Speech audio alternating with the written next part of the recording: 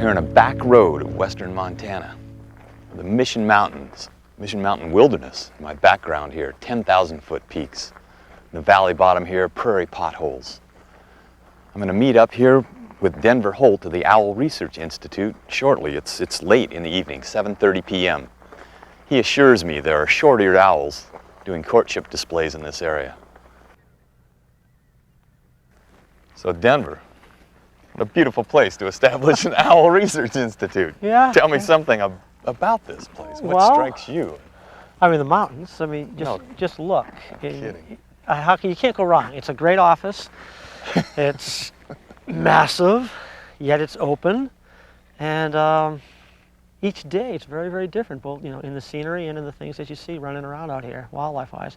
And you can see here now, when the glacier came down, it moved down through the valley south here and kind of stopped, and you'll see the edge of the moraine, and then it drops off into the outwash plain. And all these mountaintops you see here, these Matterhorns, were carved out by glaciers both from the valley here and glaciers which came out of the mountains. And then as it receded, it left all these prairie potholes, or these kettle holes of water, very similar to the Great Plains. And it just moved back. This whole thing runs about 900 miles, the terminus being right about here, and the valley running, or they call it the Rocky Mountain Trench, running about 900 miles to the Northwest Territories, I think.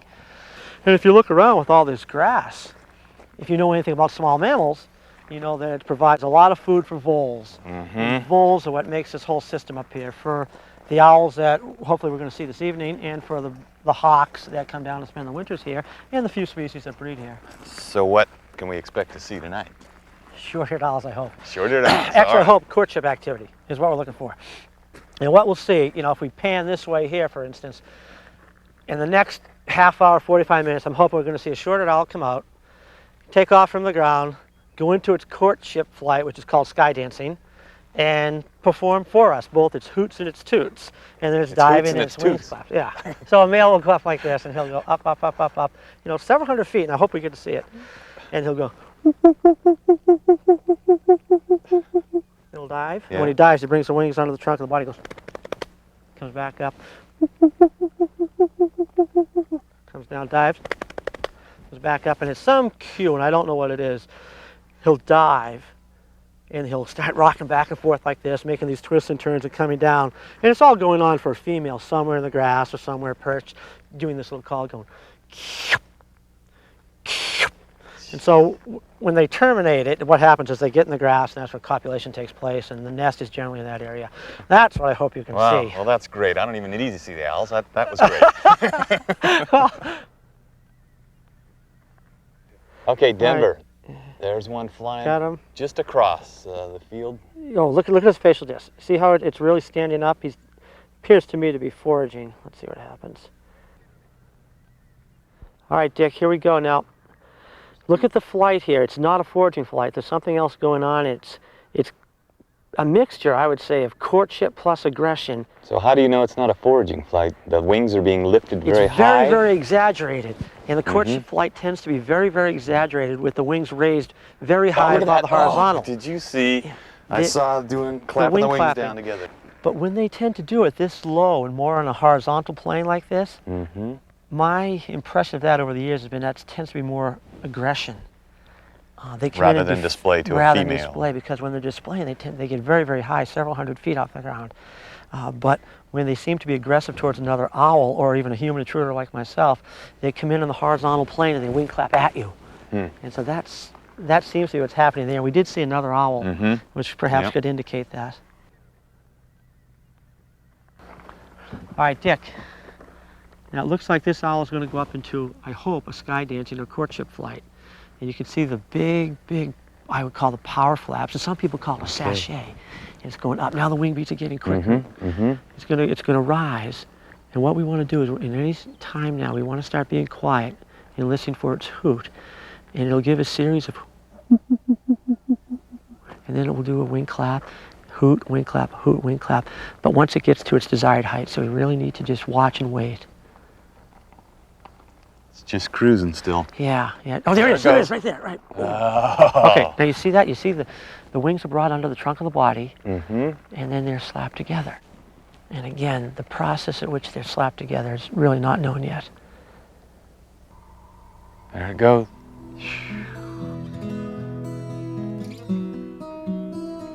Nice. I couldn't hear it. Yeah, it's kind of far in the distance. But at the same time, we want to be looking all around us, or maybe others just around us. And so, but we're at the beginning of the evening now, so I think we have a good opportunity to see 3 or 4 birds get up.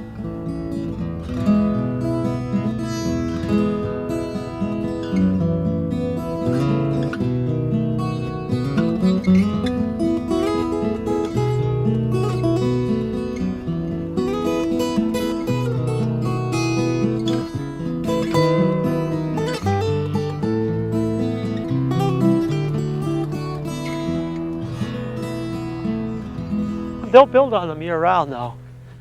But anyway, we'll just keep our eyes open. Hopefully, we'll see a bird flush. After that wonderful display of short-eared owls, We'll have to crawl through this that. morning we're going into a permanent banding station that Denver has to try to capture long-eared owls. So, You ever see bears in here? I know grizzly bears are abundant in the Mission Mountains. They come down to the valleys in the spring, right? yeah, last week there was 2 bears in here, 2 grizzlies. And the state came in and I think they caught one that didn't catch the other. But every spring and fall we have grizzlies in here, so you have to be careful. That's what you always want to, send a student or somebody in front of you, just in case if you're the principal investigator.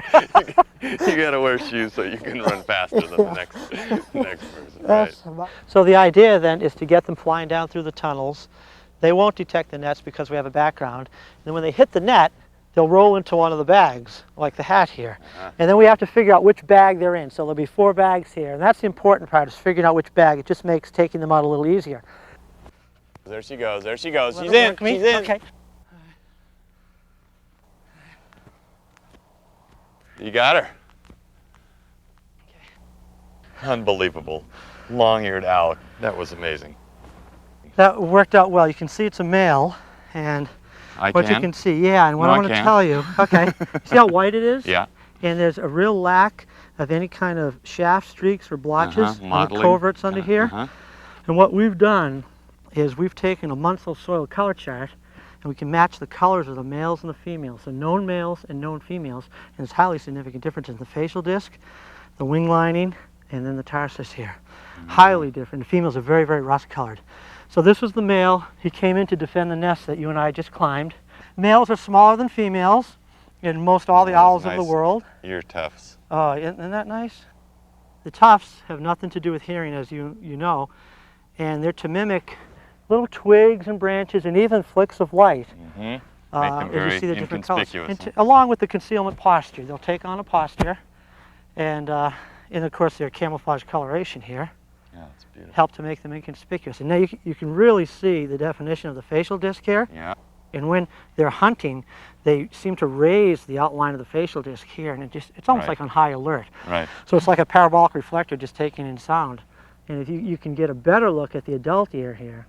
Oh, you yeah, can I see the that? ear opening. Yeah, there's the ear opening there. So which that's a leads- good illustration of how the ear tufts don't have anything to do with the ear hearing per se. Right. Yeah. You saw how large it was or how long, and it's almost the entire facial disc. Yeah. And the left one is positioned a little bit higher than the right one. And even a better illustration of the extended barbs on the feathers for silent flight.